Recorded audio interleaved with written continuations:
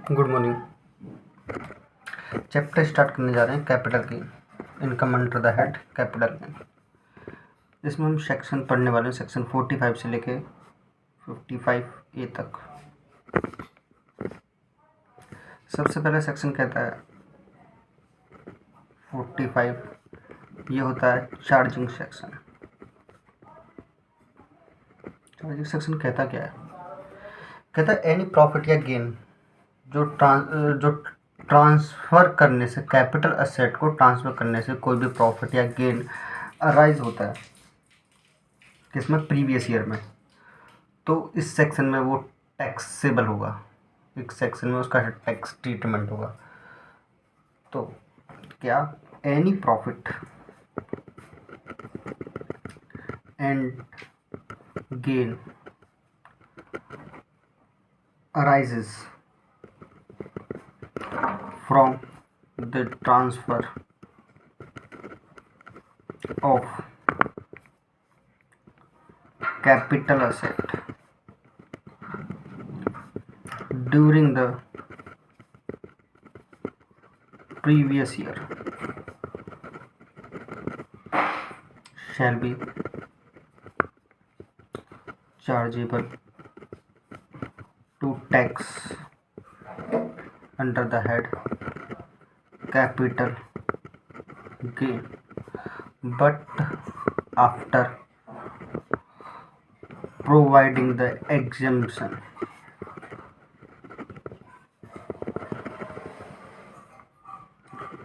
under section 54 onward। कहता है any profit या गेन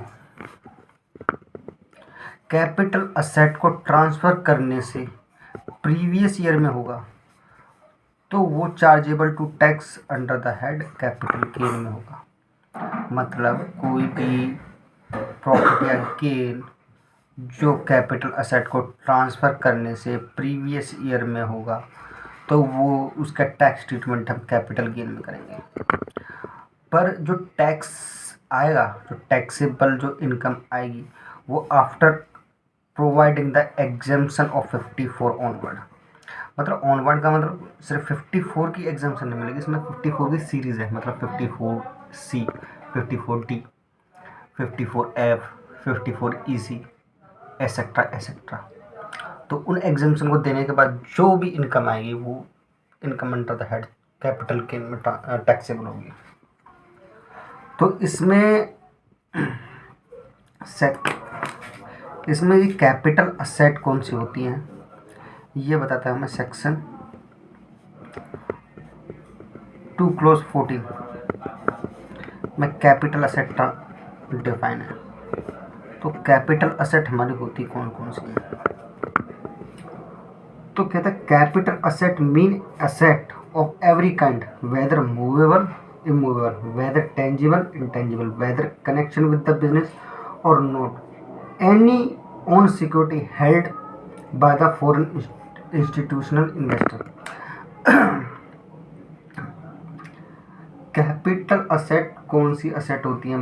चाहे एवरी काइंड की, वेदर मूवेबल चाहे इमूवेबल हो, चाहे वो टेंजिबल हो चाहे वो इंटेंजिबल हो, चाहे वो कनेक्शन बिजनेस से हो या फिर ना हो, और security held by foreign institution, जो हम फॉरेन इंस्टीट्यूट में जो इन्वेस्टमेंट कर रखी हैं, चाहे वो हो, मतलब कोई अमेरिकन कंपनी उसके शेयर खरीद रखे, चाहे वो इन्वेस्टमेंट कर रखी हो, वो सारी कैपिटल असेट कहलाएंगी। बट उसमें से कुछ एक्सक्लूड कर रखी हैं।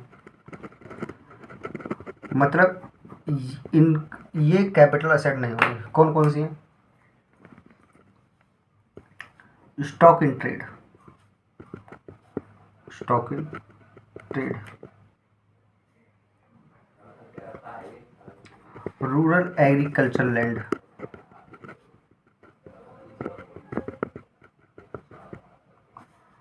Gold deposit bond,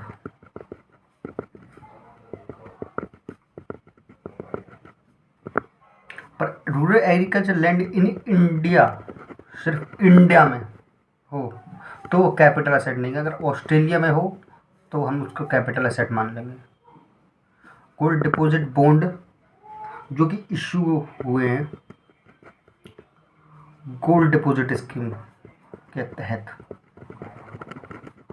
gold deposit scheme 1999 में। और gold monetisation bond issued under gold monetization scheme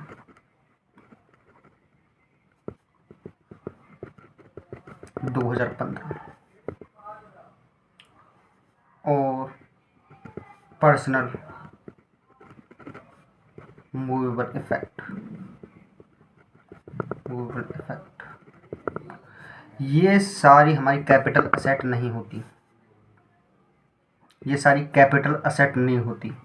पर पर्सनल मूवेबल इफेक्ट एक्सेप्ट, मतलब ये सारी कैपिटल असेट नहीं होती, पर ये वाली जो लिखने जा रहा हूँ वो सारी कैपिटल असेट होती है। एक्सेप्ट लिख दिया ना, तो jewellery, drawing, Boolean, archaeological collection,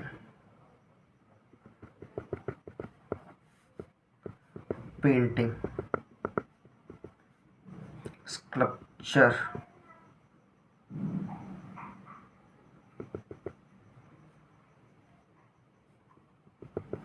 any collection of art, stock in trade, rural agriculture, land in India, deposit bond, gold deposit bond issued, gold deposit scheme 1999, gold monetization bond issued under gold monetization scheme 2015, और personal movable effect, ये सारी हमारी capital asset होती हैं। ये सारी capital asset नहीं होती, सॉरी। और पर पर्सनल मूवेबल इफेक्ट जो है, ये पर्सनल मूवेबल इफेक्ट है, पर ये कैपिटल असेट है। कौन कौन से हैं? ज्वेलरी है, ड्राइंग है, बुलियन है, आर्कोलॉजिकल कलेक्शन है, पेंटिंग है, स्कल्पचर है, और एनी कलेक्शन ऑफ आर्ट, पर ये हमारी कैपिटल असेट मानी गई हैं।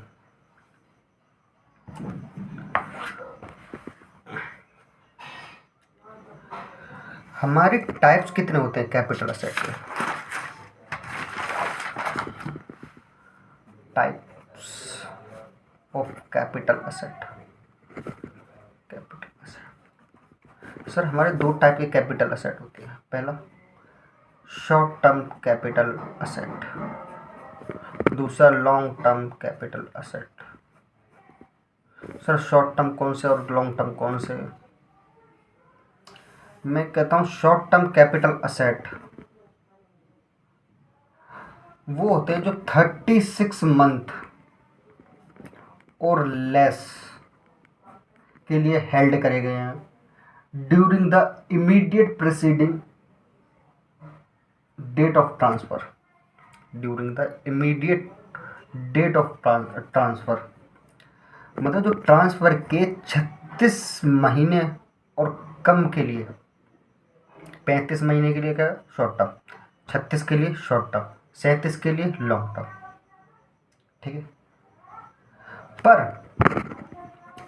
अगर कोई फाइनेंशियल इंस्ट्रूमेंट है, फाइनेंशियल इंस्ट्रूमेंट है, तो उसके लिए ये क्राइटेरिया 12 मंथ का हो जाएगा, 12 मंथ और लेस। मतलब वैसे अगर कोई भी कैपिटल असेट 36 मंथ और लेस के लिए हेल्ड करी गई है during the from the date of transfer से, तो हम उसको शॉर्ट टर्म कैपिटल असेट बोल देंगे। अगर कोई फाइनेंशियल इंस्ट्रूमेंट है तो उसके लिए ये क्राइटेरिया 12 मंथ है, मतलब 12 मंथ और कम के लिए तो शॉर्ट टर्म और 12 मंथ और उसके लिए ज़्यादा। तो ये फाइनेंशियल इंस्ट्रूमेंट मतलब फाइनेंशियल असेट बोलते हैं। फाइनेंशियल असेट होती कौन कौन सी हैं? फाइनेंशियल असेट में आपकी ज़ीरो कूपन बॉन्ड आ जाते हैं, लिस्टेड सिक्योरिटी आ जाती है, UTI unit of equity oriented fund, unit of UTI, तो इनको हम कहते हैं फाइनेंशियल असेट। पर यही क्राइटेरिया अनलिस्टेड के लिए, अब कोई भी अनलिस्टेड सिक्योरिटी है, अनलिस्टेड सिक्योरिटी है, तो उसके लिए ये क्राइटेरिया 12 मंथ का हो जाता है, 12 मंथ और लेस वाला। और लैंड एंड बिल्डिंग के लिए, लैंड एंड बिल्डिंग के लिए भी यही 24 मंथ का और लेस का। मतलब अगर सिंपल भाषा में कहा जाए तो कोई भी कैपिटल असेट 36 महीने या उससे कम रहे during the from the date of transfer, तो वो हमारी शॉर्ट टर्म कैपिटल हो जाएगी। अगर ये फाइनेंशियल असेट है तो उसका 12 मंथ का क्राइटेरिया, अगर 12 मंथ से कम तो शॉर्ट टर्म, और 12 मंथ से ज़्यादा तो लॉन्ग टर्म। अनलिस्टेड सिक्योरिटी और लैंड एंड बिल्डिंग है तो 24 मंथ का क्राइटेरिया, मतलब 24 से कम तो शॉर्ट टर्म और 24 से ज़्यादा तो लॉन्ग टर्म। तो लॉन्ग टर्म कौन सी हो गई? Those asset which is not the short term capital asset, मतलब जो शॉर्ट टर्म कैपिटल असेट नहीं है वो लॉन्ग टर्म कैपिटल असेट है।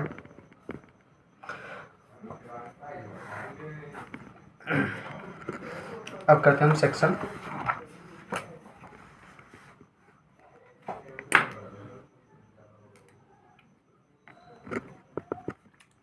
48। सेक्शन 48 बताता है फॉर्मेट के बारे में। फॉर्मेट मतलब calculation of capital gain. Sir capital gain हमारे दो टाइप के होते हैं, शॉर्ट टर्म और लॉन्ग टर्म, तो दोनों के कैलकुलेशन भी अलग अलग होगी, सिमिलर सी है, बस लॉन्ग टर्म में थोड़ा सा चेंज आएगा और शॉर्ट टर्म में। चलो देखते हैं कैलकुलेशन ऑफ कैपिटल गेन। पहले शॉर्ट टर्म कैपिटल गेन, सबसे पहले हम ले लेंगे सेल कंसिडरेशन। कैपिटल असेट हमने कितने में बेची, उसमें से लेस कर देंगे ट्रांसफर एक्सपेंसेस। ट्रांसफर एक्सपेंसेस मतलब ट्रांसफ़र करने के टाइम पे कोई एक्सपेंसेस क्या हो तो वो माइनस कर देंगे। फिर कॉस्ट ऑफ एक्विजिशन, ये आपने ओरिजिनली कितने में खरीदी थी और कोई इसमें आपने इम्प्रूवमेंट किया है, कॉस्ट ऑफ इम्प्रूवमेंट,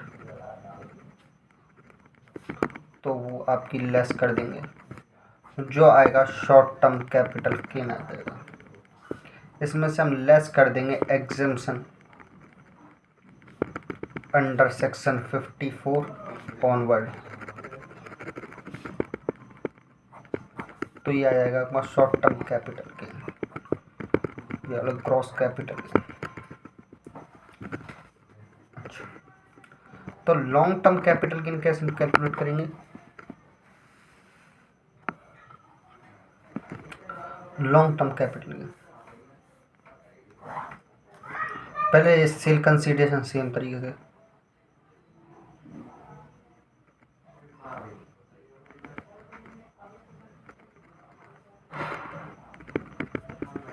लेस कर देंगे ट्रांसफर एक्सपेंसेस, वो भी सेम तरीके से, पर यहाँ पे हम cost of acquisition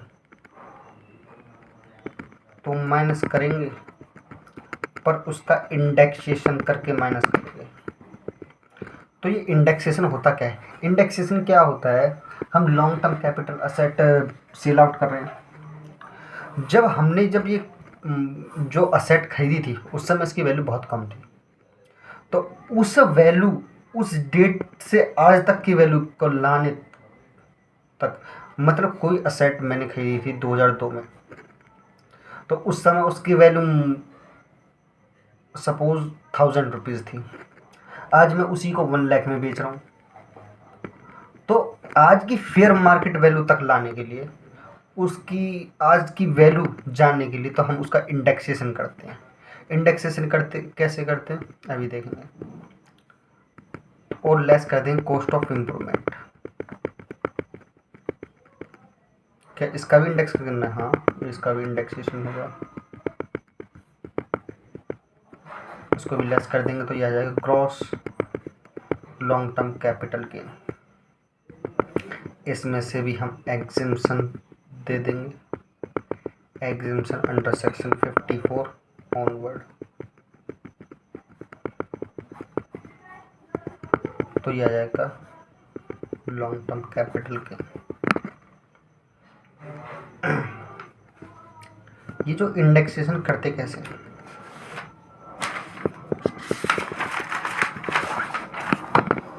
sir indexation करते कैसे हैं?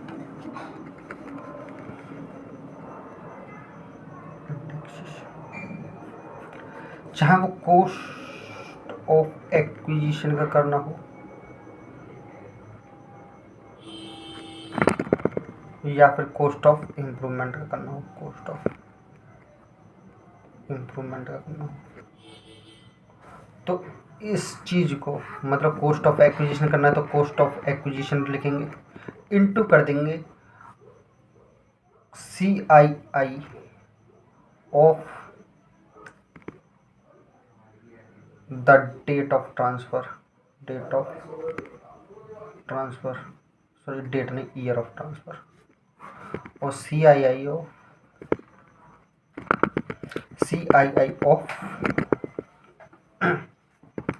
ईयर ऑफ एक्विजिशन और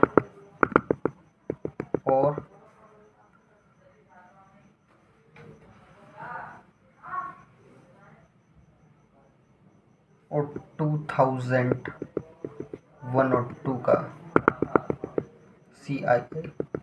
इसमें से जो लेटर होगा विच एवर इज लेटर, उससे माइनस कर देंगे। एग्जाम्पल देखो, एग्जाम्पल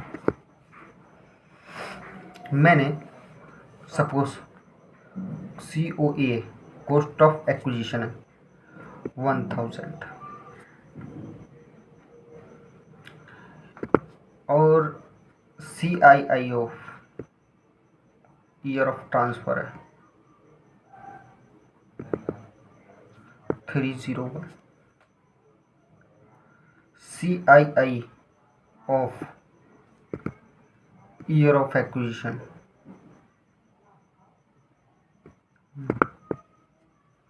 मतलब ये मैंने खरीदा है 2021-22 में, और कॉस्ट ऑफ एक्विजिशन का है 2001 और 2 में, तो इसका तो हो जाएगा 100। ठीक है, तो इसी के जैसे करते हैं हम, इस फॉर्मूला में पुट कर दो 100 इंटू इसका 100 301 की आज की इसकी वैल्यू आ जाएगी। अच्छा, कहता है और कॉस्ट ऑफ एक्विजिशन, अगर ये मैंने 1999 में खरीदा होता तो हम जो लेते हम 2001-2 का लेता।